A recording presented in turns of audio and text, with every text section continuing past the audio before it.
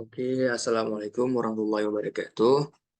Perkenalkan, nama saya David Holik dari IF 18A. Jadi saya ingin mempresentasikan tentang heat treatment pada proses normalizing. Nah, untuk konteksnya itu ada yang pertama definisi, tujuan normalizing, yang ketiga proses normalizing, parameter proses, contoh material yang cocok untuk dinormalizing, dan ya, terakhir adalah kesimpulannya. Oke. Oke, yang pertama definisinya. Jadi normalizing adalah salah satu proses heat treatment yang melibatkan pemanasan logam atau panduan logam hingga suhu di atas kritis, diikuti oleh pendinginan udara pada suhu ruangan. Tujuannya itu adalah untuk mencapai keseimbangan struktural dan meningkatkan sifat mekanis material tersebut. Nah, jadi berikut adalah langkah-langkah umum dalam proses normalizing. Yang pertama itu adalah ada pemanasan. Jadi material dipanaskan di atas suhu kritisnya, yaitu suhu di mana struktur kristal logamnya itu mengalami perubahan fasa. Pada suhu ini, kristal mikrostruktur material menjadi lebih homogen. Nah, jadi yang kedua, terus waktu tahan pada suhu tinggi. Untuk material dipertahankan pada suhu tinggi untuk memastikan bahwa struktur kristal secara menyeluruh mencapai keadaan seimbang. Nah, dan terakhir, pendinginan udara. Nah, setelah waktu tahan yang cukup, material tersebut didinginkan dengan cara dibiarkan terkena udara pada suhu ruangan. Proses ini membantu dalam mencapai struktur kristal yang lebih homogen dan mencegah terjadinya fase tidak diinginkan. Nah, jadi proses normalizing itu sering digunakan untuk menghilangkan ketidakseimbangan struktural yang dapat muncul selama proses pembentukan dan pendinginan awal. Hasilnya adalah struktur mikro yang lebih seragam yang pada gilirannya dapat meningkatkan sifat mekanis seperti kekerasan, kekuatan, serta mengurangi tegangan internal dalam material. Oke, next. Nah, tujuan dari normalizing. Yang pertama itu adalah meningkatkan kekerasan dan kekuatan seperti yang saya bilang tadi. Jadi normalizing itu membantu Eee, meningkatkan kerasan dan kekuatan material. Nah, proses pemanasan itu pada suhu di atas kritis juga dan pendinginan udara setelahnya menghasilkan struktur kristal yang lebih padat dan seragam, yang dapat meningkatkan sifat mekanis seperti, yaitu kekerasan dan kekuatan tadi. Dan yang kedua, mengurangi ketidakseimbangan struktural. Nah, itu membantu menghilangkan ketidakseimbangan itu mungkin muncul selama proses pendinginan awal atau pembentukan material.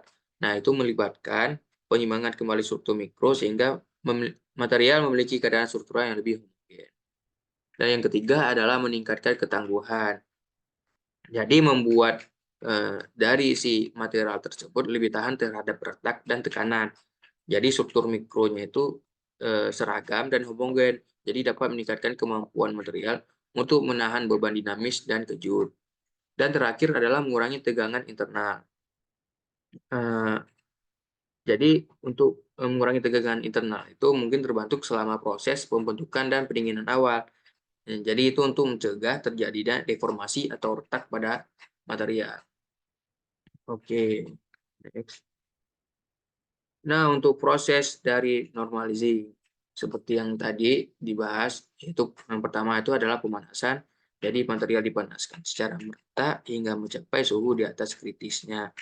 Nah, suhu ini berada di atas suhu transformasi fasa material, tetapi di bawah suhu yang digunakan dalam proses quenching. Nah, dan juga selanjutnya itu ada proses waktu tahan pada suhu tinggi. Setelah mencapai suhu yang diinginkan, jadi material dipertahankan pada suhu tinggi selama jangka waktu tertentu. Nah, waktu tahan ini diperlukan agar struktur kristal mencapai keseimbangan dan untuk memastikan transformasi fasa yang memadai. Dan selanjutnya pendinginan udara. Nah, setelah waktu yang tahan yang cukup, material didinginkan secara alami dengan cara dibiarkan terkena udara pada suhu ruangan. Pendinginan udara membantu mencapai struktur mikro yang lebih seragam dan menghindari pembentukan fase yang tidak diinginkan. Dan untuk selanjutnya itu adalah penyimpanan atau perlakuan panas tambahan. Setelah normalizing, material dapat disimpan atau jika diperlukan menjalani perlakuan panas tambahan seperti pengerasan atau tempering. Oke. Nah, untuk parameter prosesnya, jadi normalisasi perlakuan panas itu, material dipanaskan hingga suhu antara 750 sampai dengan 980 derajat Celcius atau bisa disebut juga 1320 sampai dengan 1756 Fahrenheit. Panas yang tepat yang digunakan untuk pengolahan akan bervariasi akan ditentukan berdasarkan jumlah kandungan karbon dalam logam. Tergantung pada sifat mekanik yang diperlukan. Normalisasi logam dapat menggantikan pengerasan konvensional jika ukuran atau bentuk komponen sedemikian rupa sehingga pendinginan cair dapat mengakibatkan retak, distorsi, atau perubahan dimensi yang berlebihan. Dengan demikian, potongan yang bentuknya rumit atau yang mengalami perubahan tajam pada bagiannya dapat dinormalisasi dari tempat, asalkan sifat yang diperoleh dapat diterima. Gitu. Oke, next. Nah, ini untuk contoh materi yang cocok untuk dinormalizing. Nah, dilakukan proses normalizing untuk material ini, yaitu untuk meningkatkan sifat mekanis dan ketangguhan pada material-material ini. Tuh. Oke, next. Nah, jadi untuk kesimpulannya, normalizing menghasilkan peningkatan kekuatan dan kekerasan material. Terus juga memberikan ketahanan yang lebih baik terhadap beban dan tekanan mekanis. Nah, jadi proses ini menciptakan struktur mikro yang lebih seragam dan stabil, menghilangkan ketidakseimbangan yang mungkin terbentuk selama bentukan atau pelakuan panas sebelumnya. Material yang dinormalizing menunjukkan peningkatan ketangguhan, mengurangi resiko retak atau patah dalam penggunaan sehari-hari. Nah, melalui pemahaman mendalam terhadap kebutuhan material dan penerapan proses normalisasi yang cermat, manufaktur dapat meningkatkan performa material mereka, menghasilkan produk yang lebih tangguh dan dapat diandalkan. Oke, terima kasih atas waktunya. Mohon maaf jika ada kekurangan. Terima kasih. Wabillahi taufiq wal hidayah. Assalamualaikum warahmatullahi wabarakatuh.